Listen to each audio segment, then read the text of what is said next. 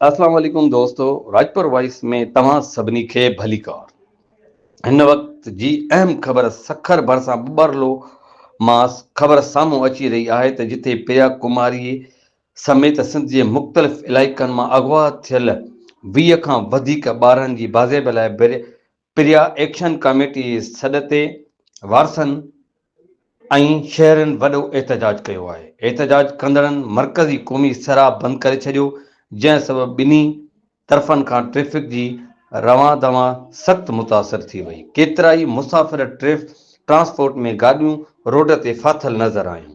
मुज़ाहिरनि जो चवणु आहे त जेसीं ताईं अगवा थियल ॿारनि खे महफ़ूज़ बाज़ियाब करे वारसनि हवाले न कयो वेंदो, तेसीं ताईं संदन एहतजाज जारी रहंदो।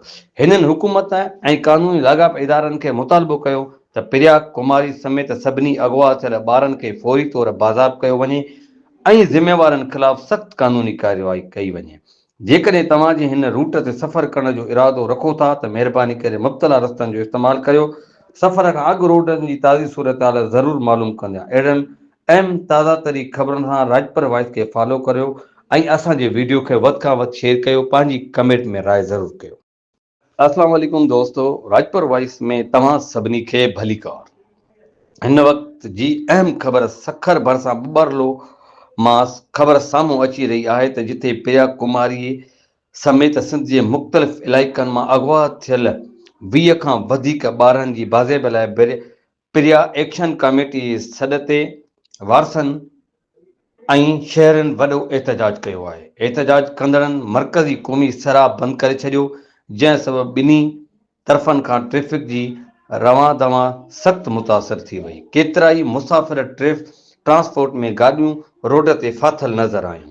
मुज़ाहिरनि जो चवणु आहे त जेसीं ताईं अगवा थियल ॿारनि खे महफ़ूज़ बाज़ियाब करे वारसनि हवाले न कयो वेंदो, तेसीं ताईं संदन एहतजाज जारी रहंदो।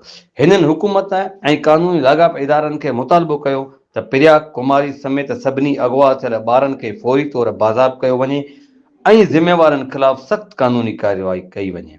जेकॾहिं तव्हां जे हिन रूट ते सफ़र करण जो इरादो रखो था त महिरबानी करे मुब्तला रस्तनि जो इस्तेमालु करियो।